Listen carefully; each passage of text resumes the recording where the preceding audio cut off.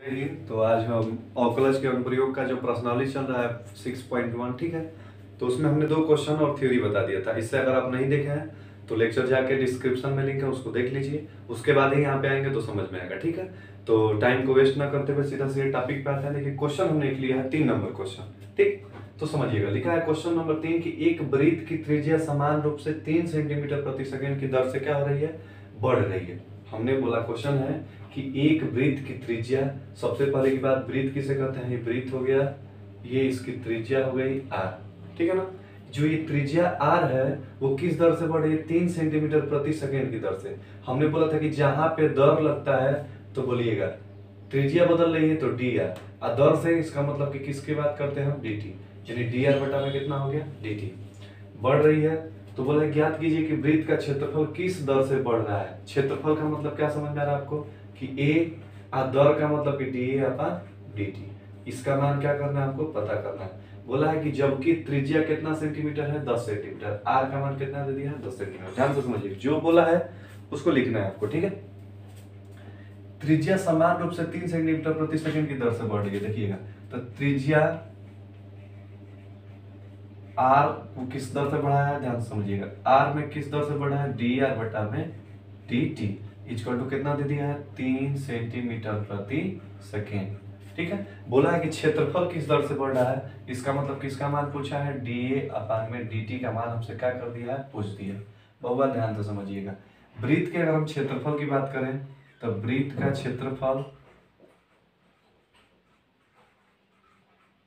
कैसे होता है, a से दिखाते हैं ना, a इक्वल टू फार्मूला क्या होता है, पाई r स्क्वायर, ठीक है। अब समझिएगा, हमको क्षेत्रफल का t के सापेक्ष अवकलन करना है, क्योंकि हमको dA अपन dt निकालना है। तो बोलिए कितना हो जाएगा, dA बटा में dt, ये जो हो जाएगा d by dt pi r square, ठीक है। हाई हो जाएगा dA अपान में dt, बोलिए पाई कांस्टेंट है बाहर, आर स्क्वायर का 2r तो होगा, लेकिन साथ में क्या लग जाएगा, dr बटा में dt। यही बात समझ में। हमने बोला कि जैसे आप यहाँ पे हमने अवकलन में बताया था कि y स्क्वायर, जैसे सपोज करिए y का करना है d बाई dx, तो y स्क्वायर का कितना हो जाएगा, 2y तो होगा, लेकिन साथ में क्या लग जाएगा, dy बटा में, ठीक है। और ऐसा ही r स्क्वायर का 2r तो होगा, लेकिन r यहाँ पे उड़ के चला जाएगा dr बटा में dt। अब समझिएगा, यहाँ से मान जब पुट करेंगे तो पाई हो गया 2 गुणे रेडियस का मान कितना दे दिया है, r इक्वल टू बोला है कितना, 10 सेंटीमीटर, तो ये 10 रख दें, 10 गुणे dr बटा dt का मान देखिएगा, पहले क्वेश्चन में बोल दिया कितना है, 3, तो ये हो जाएगा 3। जब गुणा कराएंगे तो 10 3 30 दूनी के 60, यानी कितना हो जाएगा, 60 पाई और dA बटा में कितना हो गया, dt। चूंकि यह देखिएगा त्रिज्या था तो सेंटीमीटर प्रति सेकंड, अब यह क्षेत्रफल हो गया तो क्षेत्रफल का मात्रा क्या हो जाएगा, सेंटीमीटर स्क्वायर प्रति सेकंड, और यही आपका क्या हो जाएगा आंसर। कोनो दिक्कत, नो दिक्कत, ठीक है। आप नोट करिए, तब तक अगले क्वेश्चन की तरफ चलते हैं, ठीक है। तो अगला क्वेश्चन 4 नंबर लिए हम कि एक परिवर्तनशील घन का किनारा, एक परिवर्तनशील, सबसे पहली बात घन, घन का मतलब समझ में, 3D फिगर होता है, ये वो घन होता है, वो घनाभ होता है, ठीक है। तो घन की सभी भुजाएं आपस में बराबर होती है, घनाभ की सभी भुजाएं बराबर नहीं होती है, ठीक है। अब सुनिएगा, तो एक परिवर्तनशील घन का किनारा, किनारा का मतलब कि एगो भुजा, ठीक है ना। जैसे समझिएगा कि हाई मान लीजिए कि एगो घन मान लेते हैं, ठीक है। तो किनारे का मतलब जैसे या तो ये भुजा हो सकती है, नहीं तो हाई भुजा हो सकती है, नहीं तो हाई भुजा हो सकती है, ये हो सकती है ना। तो घन के किनारे का अर्थ समझ में है। बोला है कि जो घन का किनारा है वो किस दर से बढ़ रहा है, 3 सेंटीमीटर प्रति सेकेंड की दर से बढ़ रहा है। दर का मतलब कि बटा में dt तो अइबे करेगा, इतना तो दिमाग में बढ़ जा रहा है, समझिएगा। बढ़ रहा है, बढ़ने का मतलब कि ये बढ़ रहा है, ठीक है। अब समझिएगा, घन का आयतन, आयतन को कैसे दिखाते हैं, v से। बोला है कि किस दर से बढ़ रहा है, तो आयतन की दर निकालेंगे तो dv अपान में dt, ये बात आ रही समझ में। ये पूछा है कि किस दर से बढ़ रहा है, जबकि किनारा जो है वो 10 सेंटीमीटर। सबसे पहली बात कि जब बढ़ता है या घटता है तो पहले कुछ फिक्स मान होगा ना, है मार्कर है, इसकी लंबाई खींच करके बढ़ाएंगे तो पहले मार्कर की लंबाई होगी ना 1 मीटर चाहे 1 सेंटीमीटर चाहे 10 सेंटीमीटर, बाद में तो बढ़ेगा। तो वही बोला है कि जबकि किनारा एगो कितना सेंटीमीटर है, 10 सेंटीमीटर।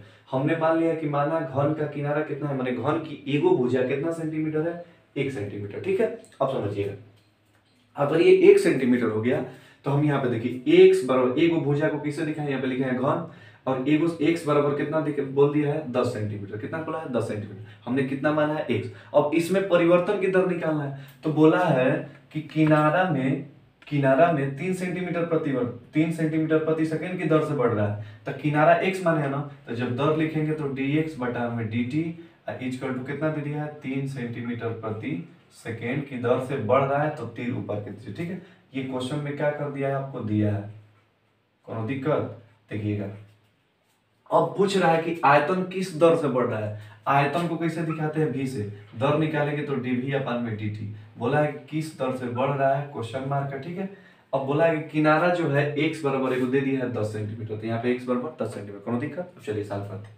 सबसे पहली बात कि घन का आयतन कितना होता है, घन का आयतन, तो किसी भी चीज का अगर आयतन निकालना हो तो लंबाई गुणे चौड़ाई गुणे ऊंचाई, और इसकी लंबाई और चौड़ाई और ऊंचाई तीनों घन की क्या होती है, सभी आपस में बराबर होती है। इसका मतलब कि कितना हो जाएगा x गुणे x, आ चूंकि सेंटीमीटर में है तो सेंटीमीटर का क्यूब, तो वही हो जाएगा v इक्वल टू x का 3 बार गुणा करेंगे तो x के पावर 3। कितने लोग खोज कर देते हैं, x का 3 बार गुणा करेंगे 3x लिख देते हैं, अरे थोड़ा सा दिमाग तो लगा ही सकते हैं आपको। ठीक है, चलिएगा, हमको दर निकालना है तो किसके सापेक्ष अवकलन करेंगे, t के सापेक्ष, तो ये हो जाएगा dv अपान में dt। ये लिखेंगे एक लाइन, ई ना कि धड़धड़ा के हम थोड़ा सा शॉर्टकट में लिख रहे हैं, आप भी शॉर्टकट में न लिखिएगा। ठीक है, पेपर में नंबर भी शॉर्टकट मिल जाएगा। आप इसको क्या करिए कि लिखेंगे कि t के सापेक्ष दोनों पक्षों का अवकलन करने पे, जब t के सापेक्ष करेंगे तो कितना हो जाएगा d बाई dt, भाई कितना हो गया x क्यूब। बोलिएगा x क्यूब का 3x स्क्वायर तो हो जाएगा, लेकिन साथ में क्या लग जाता है dx बटा में dt, भाई dv अपान में dt हो गया 3, x का मान कितना दिया है 10 सेंटीमीटर, 10 का स्क्वायर है ना, 10 का स्क्वायर कितना होगा 100, और dx बटा dt का मान क्वेश्चन में दे रखा था, dx बटा dt का मान कितना दिया 3, तो ये क्या रख देंगे 3, और गुणा करें 10 3 3 यानी 100 3 3 3 के 900, आयतन है तो सेंटीमीटर क्यूब प्रति सेकंड, ये क्या हो जाएगा हमारा आंसर। अरे हमने बोला है कि एकदम गर्दा कर देंगे आप लोग, कोनो दिक्कत नहीं आएगी। ठीक है, कौन दिक्कत आया नहीं आया, कोनो तकलीफ भी नहीं है। चल नोट करिए, अगला क्वेश्चन लेते हैं। तो अगला क्वेश्चन है कि एक स्थिर झील में एक पत्थर डाला जाता है। ठीक है, तो मैंने हमको यही नहीं समझ में आता कि जब स्थिर झील है तो हमें पत्थर डालने की क्या जरूरत थी। अरे ठीक ठाक शांत पड़ा हुआ था, पत्थर अरे हम लोग का भी दिमाग। सुनिएगा, चलिए क्वेश्चन है तो करना ही पड़ेगा। एक स्थिर झील में एक पत्थर डालते हैं, झील का मतलब कि कहीं पानी उनी बहता है जब पहाड़ों पे तो उसको झील बोला जाता है। ठीक है ना, झरने के टाइप का बहता है, हम लोग के तब नदी का गढ़ा गुड़ी देखते हैं, हम लोग झील कहाँ से देखेंगे। ठीक है, देहात के आदमी। सुनिएगा, तो एक पत्थर डाला जाता है, ठीक, और तरंगे बिरितों में 5 सेंटीमीटर प्रति सेकंड की गति से चलती हैं।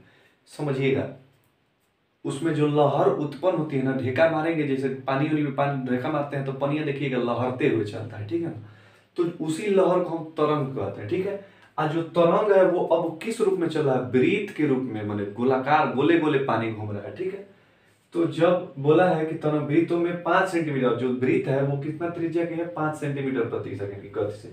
ठीक है, 5 सेंटीमीटर प्रति सेकंड की गति से चलती है। जब वृत्ताकार तरंग की त्रिज्या, मतलब जो वृत्त की त्रिज्या वो कितना सेंटीमीटर है 8 सेंटीमीटर, तो उस वृत्त उस क्षण घिरा हुआ क्षेत्रफल किस दर से बढ़ रहा है, माने जो तरंग बनेगा गोलका तरंग कुछ ना कुछ एरिया घेरेगा ना, तो उस एरिया का मान बोला है कि किस दर से बढ़ रहा है, एरिया की बात किया है, और दर बोला है तो डीए अपन कितना हो जाएगा dt।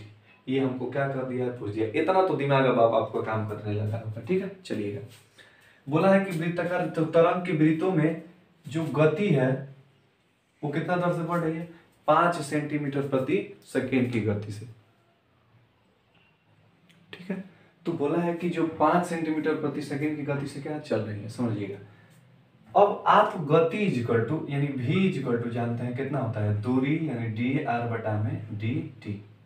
इन जानते हैं कि दूरी में परिवर्तन की दर किसके बराबर होती है, गति के बराबर। और ये गति बोला है, देखिए तरंगे वृत्तों में इतना सेंटीमीटर प्रति सेकंड की गति से बदल रही है। ठीक है ना, तो गति का मतलब कि डी आर अपान में डी टी, त्रिज्या ही तो बदल रही होगी ना, और डी आर बटा में डी टी का मान कितना दे दिया है 5 सेंटीमीटर प्रति सेकेंड। बोला है कि क्षेत्रफल किस दर से बढ़ रहा है, डी अपान डी टी। तो बोलिएगा वृत्त का क्षेत्रफल कितना होता है हम ये फार्मूला तो लग रहा है कि 3-4 बार लिखिए दिए। A is equal to pi r square, दर पूछा है तो केकरा सापेक्ष करेंगे, टी के सापेक्ष, तो d A upon d t, ये जब हो जाएगा d by d t pi r square, अवकलन करेंगे पाई कांस्टेंट है, आर स्क्वायर का करेंगे 2 मुँह के भरे गिर जाएगा 2r हो जाएगा, ठीक है। लेकिन साथ में क्या लग जाएगा, डी आर अपान में डी टी, बोलिएगा पाई इंटू 2 इंटू आर, त्रिज्या का मान कितना दिया है 8 सेंटीमीटर, 8 हो गया, और डी आर अपन डी टी का मान कितना दे दिया है 5 सेंटीमीटर प्रति सेकंड, तो ये कितना हो जाएगा 8 × 40 दूनी का 80 पाई, एरिया है तो सेंटीमीटर स्क्वायर प्रति सेकंड, यही क्या हो जाएगा हमारा आंसर। कोनो दिक्कत है नहीं, कितना आसान है यार, आपको एकदम थोड़ा सा मेहनत करेंगे तो एकदम दड़ा के करेंगे, ठीक है। तो बस वीडियो में 3 क्वेश्चन, ठीक है, अगले वीडियो में अगला 3 क्वेश्चन, ऐसे ही 3-3 4-4 करके बताएंगे। ज़्यादा वीडियो हो जा रही है ना तो लोग हाँफने लग रहे हैं कि और बहुत बड़ा क्वेश्चन वीडियो हो जा रहा है, ठीक है। तो छोटा छोटा ही करके पढ़ते हैं। तो चैनल पे नए हैं तो सब्सक्राइब करिए, शेयर करिए और खुश रहिए, अपना ख्याल रखिए, धन्यवाद।